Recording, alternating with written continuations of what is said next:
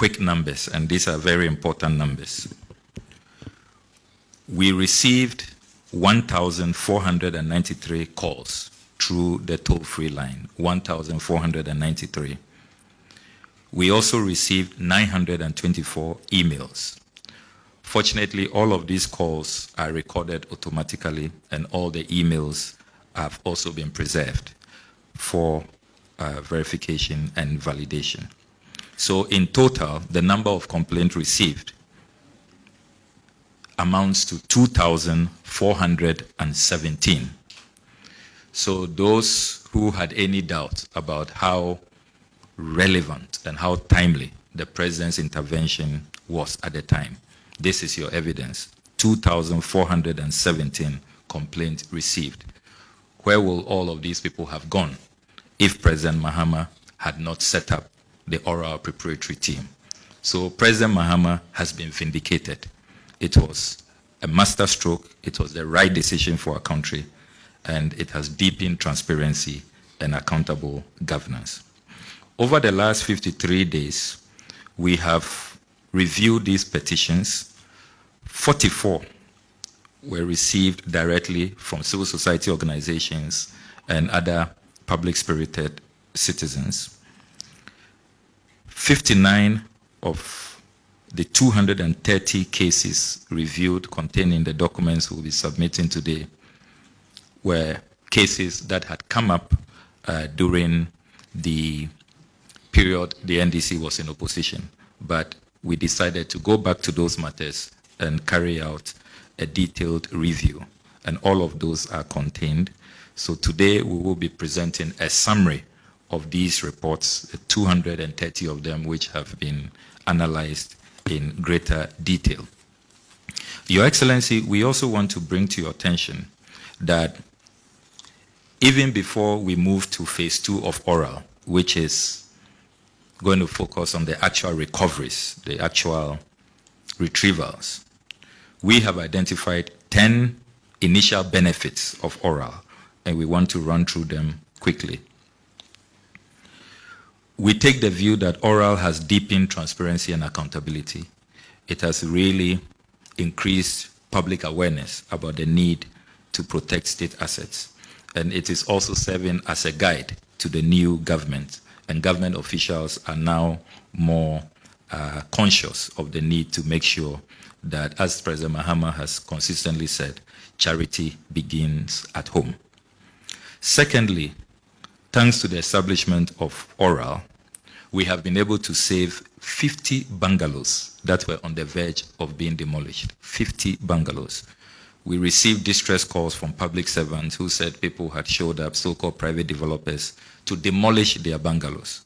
And in the report, we have provided the detailed list of these bungalows, some belonging to the Ministry of Foreign Affairs, Ministry of Gender, Social Protection, the CSIR, and all of that.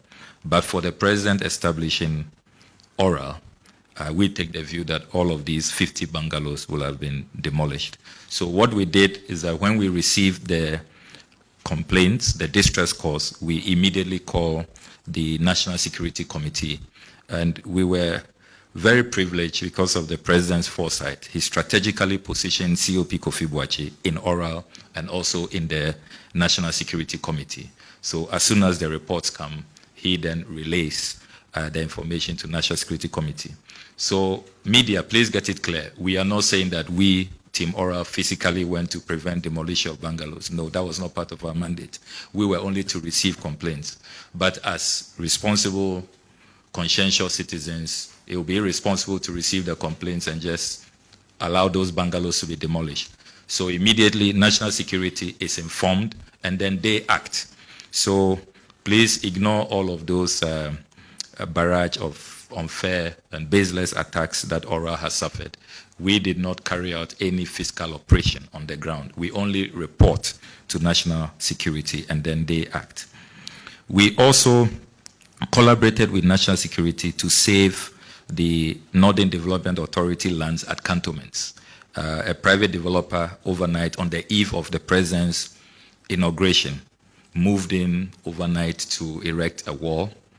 divided the property into half. Some of you are conversant with that land. It's just opposite the U.S. Embassy, very prime land. That is where the Constitution Review Commission used to sit under Dr. Raymond Atuguba. It was allocated to the Northern Development Authority, and these private developers claim that it now belongs to them. But the staff of NDA called us, and we promptly called National Security, and they moved in. So we were able to save that land. National Security has since demolished the wall, and so the land is safe for the Ghanaian people. We also collaborated with National Security to halt state asset takeovers across the country. You'll see from the report that we have videos and pictures of vehicles whose number plates were being changed, and so that they will virtually steal them for private use. Again, acting on those tip-offs, National Security moved in quickly and were able to save a good number, hundreds of these vehicles. Again, the list is provided in the report. There was also a clash at the Du Bois Center. We received a distress call that a private foundation was taking over. We immediately called National Security. And so what we have done now is to ask that the factions should meet, and the new Minister for Tourism should resolve the matters. Again, if oral had not been established, only God knows what would have happened at the Du Bois Center. Number 6, we have also saved large portions of the agric mechanization lands at cantonments. Those of you who are conversant with that land opposite the Elwak Sports Stadium, all of it had been allocated. But fortunately, when ORA was established, the Association of Vegetable Producers and Exporters reached out to us that that's where they used to operate. Large portions of their facilities had been demolished, but their cold room was on the verge of being demolished. And so we called National Security, they moved in, and we have been able to save large portions. Only, I would say, about 20% of the land has seen some development. Politically exposed persons are building hurriedly, but at least 80% has been preserved, and it is for the president to advise on what will happen because the documentation we have is that all of that land has been sold. And the sad part is that you will see from the report, some people, prime cantonments land, paid as low as 42,000 cedis. 42,000 cedis for a plot of land. Some 160,000 cedis. And these government officials, MPs, ministers of state. So it was really just a giveaway. I'm sure the president and his advisors will decide on what to do with the rest of the land. Then we also collaborated with National Security to halt the attempted demolition of staff quarters belonging to the Ghana Museums and Monuments Board.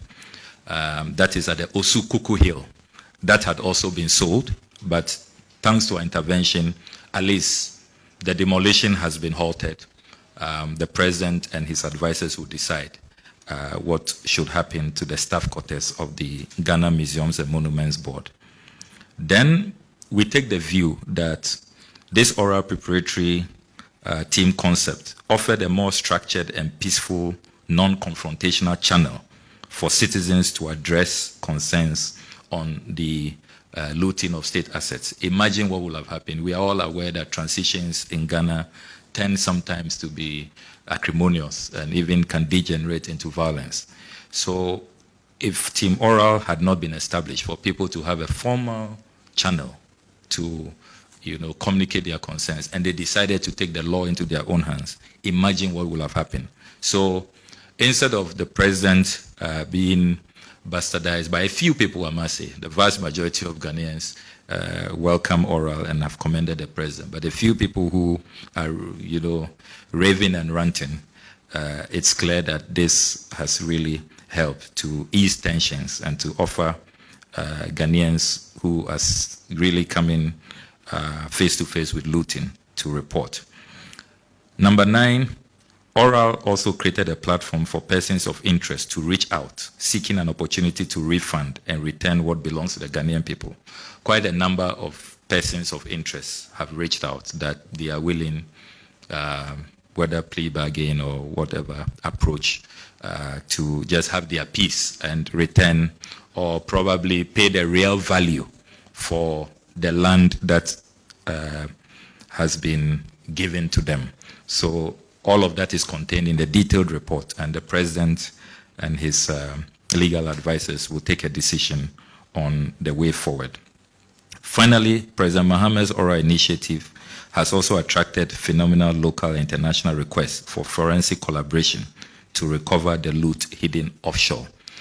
We have received a number of international requests to support this initiative of the president in terms of forensics and to help in offshore retrievals. And all of that is documented in the report. It's for the president to decide on the nature of these collaborations. Some of them have said that it will not cost us anything. They may just ask for a little percentage of success recoveries. But I'm sure the president, the attorney general, will advise on that moving forward. We want to conclude with some fascinating figures. The 36 cases that we have reviewed in detail, if we are successful in recoveries, we can retrieve as much as 20.49 billion United States dollars. 20.49 billion United States dollars. 36 cases, and that's from National Cathedral, PDS, SML. You have the GMPC salt pond decommissioning, and we decided that in this open session we will not go into greater detail, and so I want to be restrained. But there's a great deal of resources belonging to the taxpayers that can be retrieved. Then we've also done an estimate of the state capture, the lands.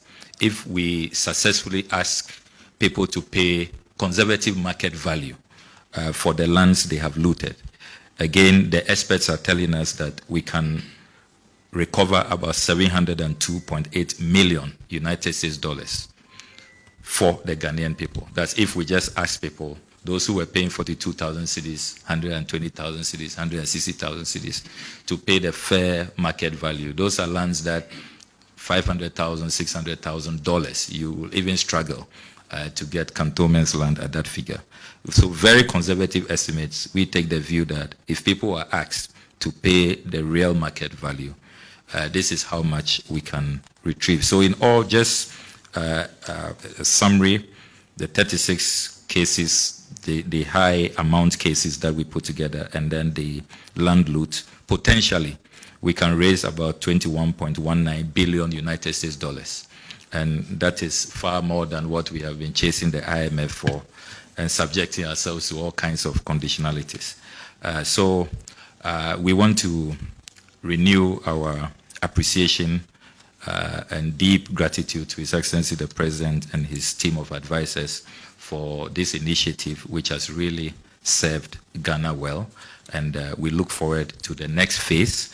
Even if we will not be involved, we will be very successful when the next phase really conducts retrievals and is successful in making sure that we are able to return to the national kitty resources that belong to the Ghanaian people. We thank you very much for this opportunity.